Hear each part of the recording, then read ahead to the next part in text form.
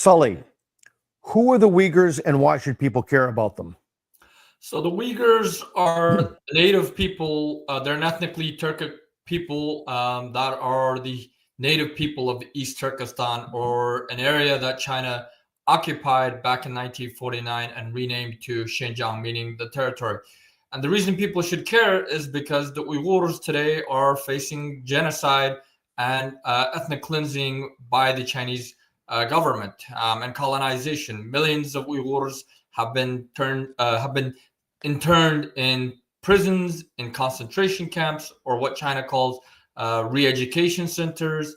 Hundreds of thousands have been killed via organ harvesting, with an estimated 25,000 to 50,000 being killed every year simply due to organ harvesting. And millions, at least 3.5 million, are currently enslaved in slave factories, which produce the very cheap products that we consume that are made in China. Wow, that's quite dark. Why do you think China is repressing the Uyghurs? Many of the other ethnic minorities are treated quite well. Well, Why target the Uyghurs? Well, it's because the Uyghurs are not Chinese. That's the simple answer to it. But the more detailed answer to it is because East Turkestan, the Uyghur homeland, which you can see in the map behind me, makes up roughly about a fifth of China's, the territories under the control of the People's Republic of China. It's also makes up over 40% of their oil and natural gas, over 60% of their coal reserves. It's also the cornerstone of China's multi-trillion-dollar, global infrastructure / global expansion project, the Belt and Road Initiative. And so China views the Uyghurs as a strategic security threat to their control over East Turkestan and to the success of their Belt and Road Initiative. So it's interesting, you used the word colonization before. And I don't know how much about American politics but many on the left are deeply, deeply concerned, if not utterly enraged and inflamed about colonialism. Have the left come to the aid of the Uyghurs? And excuse me, I can't pronounce that, and I apologize. So I'm just going to say Uyghurs. Have the left come to the aid of the Uyghurs? Unfortunately, no. Despite their rhetoric on, being against slavery, being against colonialism, being against imperialism, being against genocide, the left has largely, turned a blind eye to China's ongoing colonization in East Turkestan and the genocide of Uyghur and other Turkic peoples in East Turkestan, including the mass enslavement of our population. And again, this is because one, the left views China positively because, again, the Chinese Communist Party is a so-called leftist party. So they have similar ideologies or similar viewpoints in certain things. So they think that China is all benevolent and that, China would never do anything wrong, when in reality, China is an empire. And empires historically have engaged in invasion, colonization, and not only is China an empire, but it's a fascist, authoritarian empire, and that's why under Xi Jinping they have resorted to genocide against the Uyghurs and other Turkic peoples.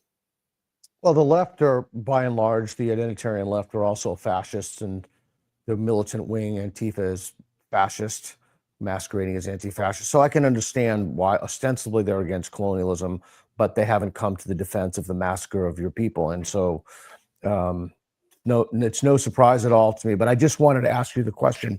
Excuse me. So thank you for being honest. Do you see any world in which the Uyghurs gain sovereignty without bloodshed? If so, how would that be? And whose blood would have to be spilled, and would it be justified?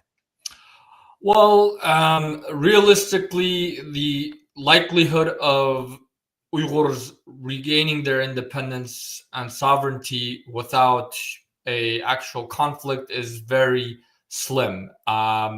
It would require essentially what the United States and other countries did in terms of pushing back against the Soviet Union. But even that, there was some level of bloodshed in that. But it would be, very, it would have to start now or decades ago to press the Chinese, to weaken the Chinese empire for it to fall. Given the current situation, I don't see Uyghurs being able to peacefully, regain their independence. It's You can't peacefully stop genocide. There's no real, historical basis or examples that you can point to on that. But in terms of, do I see the Uyghurs restoring their independence? Yes, in a scenario where, China gets into a conflict with another bigger power, whether that's the United States and Taiwan over, if China invades Taiwan, or if China invades India, or if, China decides to expand north into Russia and claim parts of Siberia, then there's a possibility that China will get into a hot conflict with, another greater power. And when that happens, the Uyghur people will seize that opportunity, and that's exactly what China fears. And that's actually one of the key reasons why they have been sending Uyghurs into concentration camps, into prisons, and into mass enslavement, and through forced labor, into these slave factories, is because China fears that if a conflict breaks out with the U.S. or with any other power, that the Uyghurs would rise up and push back against the Chinese occupation. Yeah, it's interesting. What do you think about suicide bombings conducted by Uyghur separatists as part of their campaign for independence? Do you think that's justified? Not necessarily. I don't. My personal view is I don't believe in suicide bombings because, again, one, in our own religion, it specifically prohibits killing yourself. At least that's the form of Islam that I know. Secondly, it's not going to have a whole lot of impact. Now, I'm not against Uyghurs. I'm not a pacifist. I'm not against Uyghurs resisting against the Chinese military and occupation forces there. And that's historically what Uyghurs have done since China invaded East Turkestan on October 12th, 1949, until China started locking up concentration camps and prisons. But Uyghurs, resistance has never targeted civilians, and that's something that we that I don't condone. That I don't support the targeting of civilians, because, again, both from our religious perspective, the true Islam that we know about, and international law prohibits indiscriminate violence against civilians, and it would undermine our cause. In fact, it would allow China to claim that it's fighting against terrorism, or that that our struggle is illegitimate. And so I would not advocate for suicide bombings or attacks against civilians at all. That's interesting. Do you see any connection between the plight of the Gazans and the plight of the Uyghurs? And that's my first question. And the second part of the question is, what explains the Islamic world's silence, or at least their relative silence, on the oppression of the Uyghurs? Well, part of your first, in response to your first question, I really don't like to compare our suffering to the issues of other people, because, again, from our perspective, no nation is suffering as greatly as us. And so I like to focus on highlighting our plight without getting distracted or involved in other conflicts that have little to nothing to do with us. Coming to your second question, what's happening, what the Muslim world, why the Muslim world is silent, is, again, yes, China is heavily invested into these countries. Many of these Muslim countries receive tens of billions of dollars of investments from China. Secondly, China, by supporting the Palestinian cause on the international stage, has bought the silence and loyalty of the Muslim world. This is why, just recently last week, Xi Jinping was stating that, Palestine should be governed by Palestinians, and that China supports, Palestinian statehood, and so forth. But when it comes to what's happening to East Turkestan, it tries to even deny our right to self-determination, and so forth. So it's all because of, one, Chinese investment, two, China's political investments as well in supporting, the Palestinian cause, and then really propaganda. The Chinese government has spent decades trying to undermine and demonize our independence movement by either, trying to link it to Islamic extremism, jihadism on one hand, and then on the other hand, that's to the Western world, and then to the Muslim world, they claim that, that the Uyghurs, and our independence movement is backed by the CIA, or a CIA creation, stuff like that, to deter and prevent support from both sides of the world, both from the Western world and from the Muslim world.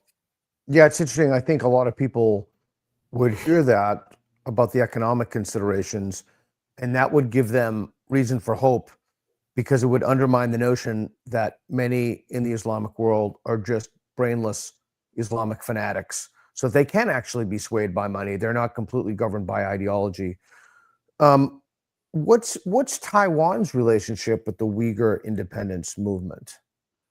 Well, Taiwan doesn't really have a relationship with our independence movement, in the sense of Taiwan. Though the Republic of China, the Nationalist Party, or the Nationalist, the KMT, we actually fought against the KMT during the towards the end of the Second World War, when the KMT tried to occupy and control our country. So we were at war with the KMT. Then the Chinese Communists defeated the KMT, and then they later, with the help of the Soviet Union, invaded and occupied us. However, from our perspective, we support Taiwan's independence and sovereignty. As the Republic of Taiwan, we hope that they, push back against the Chinese Communists, and we hope that, that they support our struggle for independence, because we have a common enemy.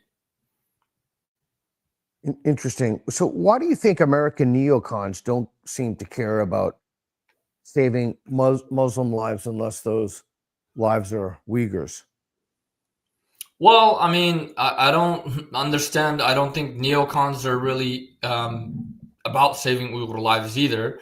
They surely haven't done anything to even utter anything in favor of us.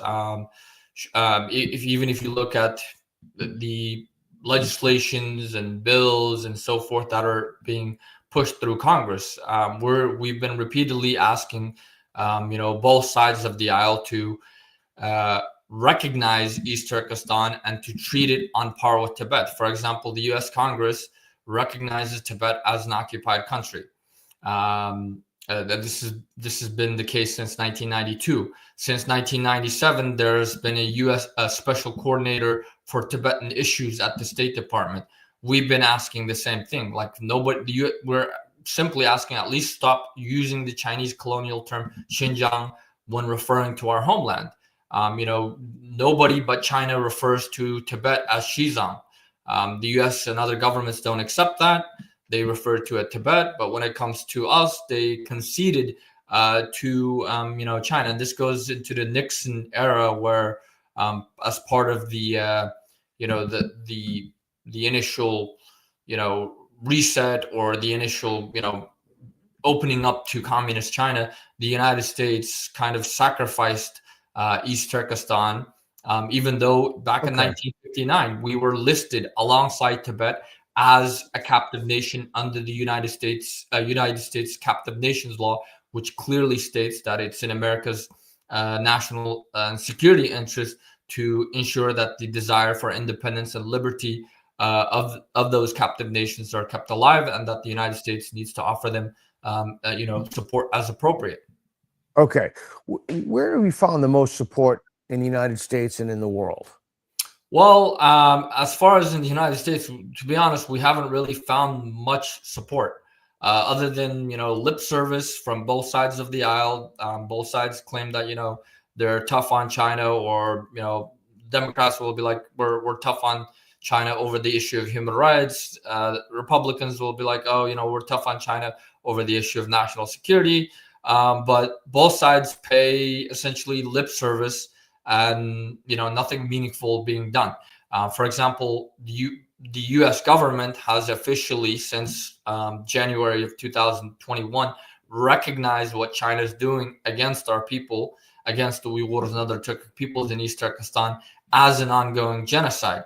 Yet we are continuing to engage with China as business as normal. There's no outcry.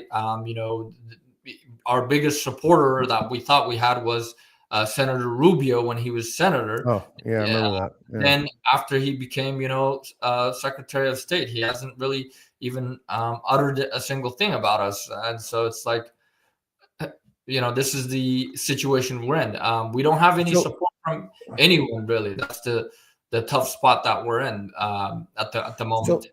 So let me ask you some hypotheticals.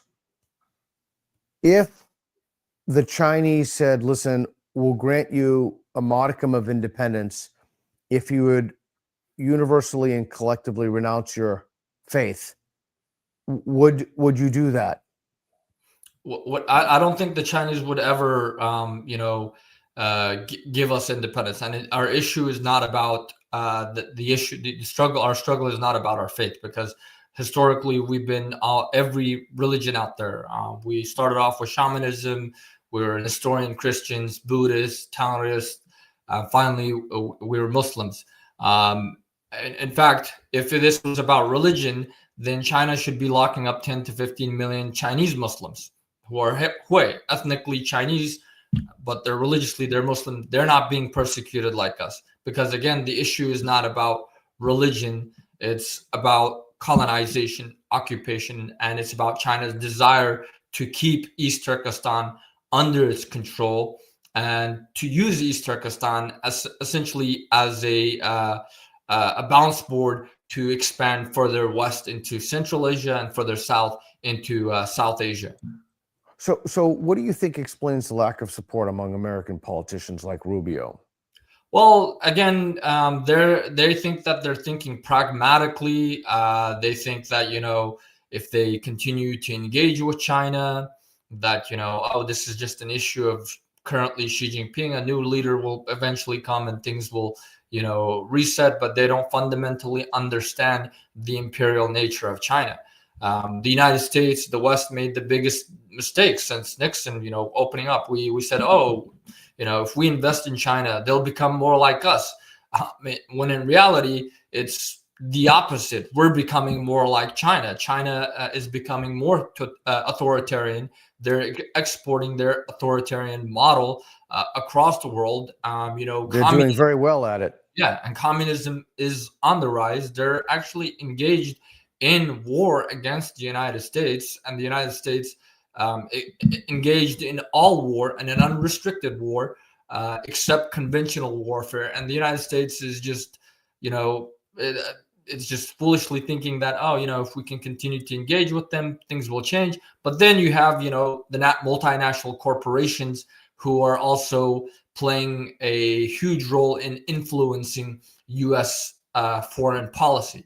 And in essence, we're sacrificing national security and ultimately our own sovereignty and freedom in exchange for temporary monetary gains from China. And China is using the investments, the tech that they steal from the West to empower themselves, and ultimately to destroy Western companies and Western markets. So it's I've invited people on the show before from China, the CCP, to come on and have a conversation about Taiwan. Nobody accepted. I just want to say publicly, this is an open invitation for anybody who wants to come in on the show from the CCP. obviously they need to speak English, as I don't speak Mandarin, but that's an invitation. Why do you think they won't come and have these conversations? Well, because again, they're afraid of the truth, because most people, like as soon as they start speaking, you'll be like, what the hell? How does that make any sense? What you're doing is, genocide. What you're doing is totalitarianism. How can you justify invading, Taiwan or any other country? Like, their propaganda, will become easily exposed. And so they're afraid to even face any challenges. They're afraid to be challenged, and that's why. Well, that's unfortunate, because I think they should own it. I think they should say, "Yep, we're genociding people. Fuck you." I mean, I disagree, but I mean, well, I'm not saying I agree with them doing that, but I think it's always better to be honest about what you're doing than to lie about it. I mean, in that sense, I agree. Be upfront. So, why do you think people? So I'm kind of trying to formulate this question. Why do you think people care so much about Palestinians, but not about Uyghurs? Well, again, that's because one, a lot of people, a lot of money is being poured into, championing the Palestinian cause, highlighting their plight. You have, at Why least isn't it being poured into the Uyghur cause? because we don't have wealthy, Arabs funneling us tens of billions of dollars annually. We don't have I know why. because again, the reason why is China is powerful. Nobody wants to upset China. Everybody is doing business with China. They don't see any, benefit from their perspective of helping us. Even though they talk about religion. Oh, these we're Muslim. If they're looking for Muslims, there's no more oppressed Muslims on earth than the Muslims of East Turkestan. That's correct, but yet they don't care about you. No, they don't care, because again, it's all about interest at the end of the day. It's all about economics. That's why even Turkic countries, we're an ethnically Turkic people. Countries like Turkey, Erdogan, he champions the Palestinian cause every day. He, claims to be defenders of the Muslims, of the oppressed. Yet Erdogan and Turkey, our own ethnically Turkic brother country, is playing a key role in the ongoing genocide, helping China facilitate it. Again, because of the tens of billions of dollars of investment China is pouring into Turkey. Yeah, as you're a young guy, I'm going to give you some advice, unsolicited. As my mentor told me, them's just words. You can't listen to what someone says in a political context and think it latches to reality. It doesn't have anything to do with it. I actually think you're largely right. Again, this is way outside my area of expertise, but my speculation is partly because Jews aren't involved. No Jews, no news in general. I mean, that could be part of the issue as well. I mean, that could be very well it as well. I mean, I really don't know, because it is a grotesque and conspicuous hypocrisy on the part of the Muslim world, and I will be the first one to say it as an outsider. Okay, so what would be the chief foreign policy objectives of a sovereign Uyghur nation? Well, one of our chief foreign policy objectives is one to get, accountability for the crimes that have been committed against our people, to get reparations for the crimes, against our people from the Chinese, get recognition and hold the countries, including those Muslim countries, including those Turkic brother nations of ours who actively sold us, who profited off of our genocide, is to try to get them held accountable at the least, following Israel's model, require them to teach about our genocide, require them to apologize, things like that. But most importantly, we want to have friendly relations with other countries, especially Western countries, because today, right now, like you could say they're doing it because of their interest or because of their animosity towards China, etc., whatever. At least they're not selling us in the same way that our so-called Muslim brothers and Turkic brothers sold us. So our alliance, well, they're clearly not your brothers, or they wouldn't have allowed this to go so far. Exactly. Yeah. So what do you think the next steps for your movement? What are the next steps for the movement, and how can normal people help you? Well, one of the first things that we need to do is, almost everyone has heard about the Uyghur genocide in one form or another, but everyone has the misconception, oh, the Uyghurs, China is committing genocide against Chinese Muslims. We are not Chinese. We are not even racially, we're not Asian. We're Indo-European, more Indo-European than we are, Asian. And in that sense, we have no cultural linguistic ties with China. The world needs to understand the root of this crisis, which is Chinese colonization and occupation of East Turkestan. However, other occupations, other colonizations throughout history have been condemned, and those nations have gotten their independence and sovereignty restored. That's the same thing that needs to happen for us. And we need to underline the fact that, what's happening right now in the 21st century in East Turkestan is genocide, it's crimes against humanity, it's colonialism, it's mass enslavement of an entire people. All of the things that are illegal under every, major international law. So, however, they're pushing for, championing other causes. If they're sincere to, ending colonialism, if they're sincere about ending genocide. They're not sincere. They're not sincere. These are very insincere people on both the right and the left. Well, the people need to. And your fellow Muslim quote unquote brothers are not sincere either. Well, obviously that's the case with them. Like we've known that fact. I mean, it's been 76 years. They had 76 years to utter a single sentence. They could have at the UN voted against it or abstained, but in fact they voted against us in favor of China, whereas many Western countries voted in favor of us. Even the most recent one, just condemning the human rights situation.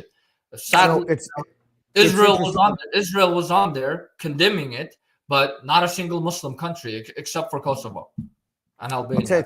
I'll tell you a quick story. My buddy Reed and I were in a cab, an Uber actually, in London a while ago, and we had a Muslim cab driver, and he was talking to us, and he was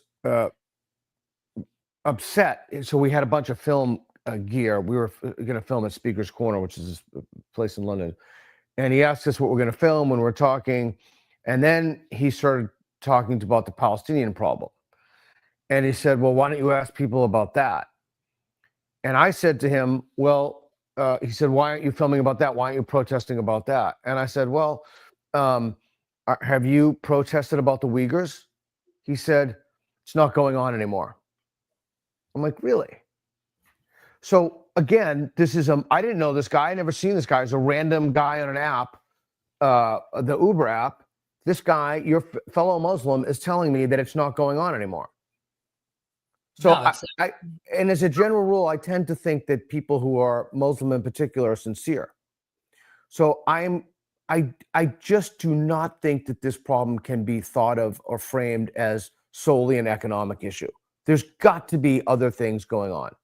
I personally think it's a vile pathological hatred of Jews. I think that's what's at core of a lot of this. But I do find the silence on what your people are suffering to be just grotesque, and from every corner. So that's why I wasn't surprised at all when I heard from you, the left screaming about decolonize the curriculum, decolonize this, decolonize that. They don't say anything about it. They never say anything about the Yazidis being tortured and enslaved by ISIS, etc. So, I mean, you have some deeply ideologically corrupt people on all sides and in all religions. And I just, I'm really glad that you came on the show to talk about this. I'd like to talk about this issue more in the future because I think it demands more attention from the world.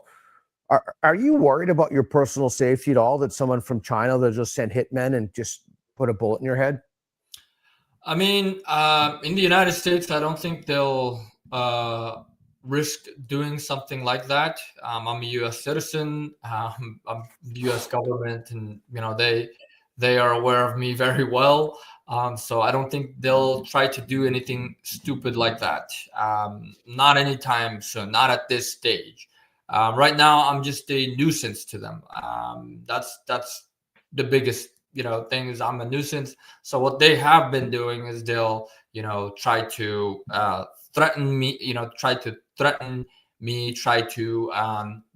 demonize me, calling me everything from a Zionist to, yeah, I mean, yeah, it's insane. Exactly, exactly. It's funny. Everything from a Zionist to a CIA agent to a terrorist to all these different things. They've tried waging lawfare against me, tried to claim that I was engaging in hatred against the Chinese or that I threatened the Chinese, stuff like that.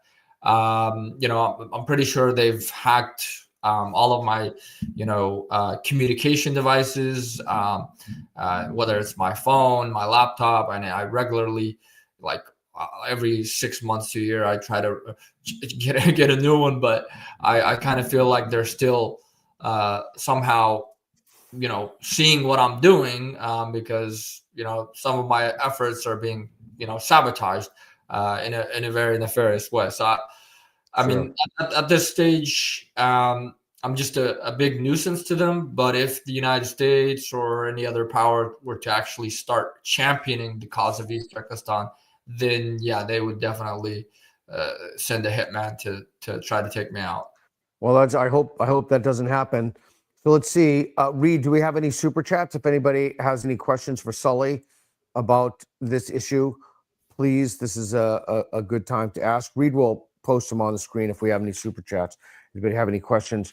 So what's the next step for you, Sully? What are you just going to keep fighting the good fight? Keep doing this, or what's up? Yeah, we have to continue fighting because the giving up is the quickest way to defeat. If we give up, and the thing is, it's not just about East Turkestan, because as I told you, the reason China is doing this is because one, China is preparing for war.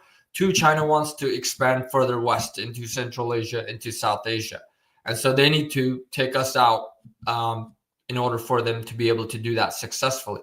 So right now we're just a barrier, and historically we've been serving as a barrier, preventing Chinese expansion further west beyond the Great Wall. This is why they built their Great Wall in ancient times. Is not to keep foreign barbarians out. It was actually territories that they would occupy. As soon as they occupied those territories, they would set up walls to prevent the people from resisting. So if East Turkestan falls permanently, no doubt China is going to expand further west. That's the whole point of Belt and Road Initiative. So it's in the interest of all of those countries bordering us, the Central Asian republics, which are our ethnic kin. It's in the interest of India. It's in the interest of the United States, in the interest of Taiwan, to support an independent East Turkestan. Whether that's politically at this stage, the other nations, other leaders, world leaders are being accused of crimes and being taken to the International Criminal Court. Yeah. We filed a case against Xi Jinping and the Chinese leadership for genocide and crimes against humanity that they are undertaking in our country, but nobody's talking about that. No countries. Yeah, they're too powerful. They're too big, etc. Yeah. Well, Sully, I appreciate your time for talking about this, and there's really nothing I can say in terms of being sorry because it's utterly empty. So I appreciate your time, and I also would like to invite again, if someone from the Chinese Communist Party would like to come on and talk about what's going on, I'll have a conversation with them. I'm more than happy to facilitate a debate. Would you be into a debate on this issue with someone? Absolutely. I think that Okay, they have. great. I was in a debate before with a person called Victor Gao. That's like their main spokesperson when it comes to debating people on these types of issues. But he quickly, like after 10 minutes, just backed out. Okay. Well, I mean, again, I'm open to have, we have a small nonprofit. We talk about free speech, open discourse, the National Progress Alliance. We talk about issues that other people don't want to talk about in ways that they don't want to talk about them. And we try to confront hard issues and move the needle on problems. Where can people find your work, or where, if they want to learn more about the organization, where can they go? They can find us on east-turkestan.net or on social media at @etexilegov, or they can follow me, by just typing in my name on, Twitter, Facebook, Instagram, etc.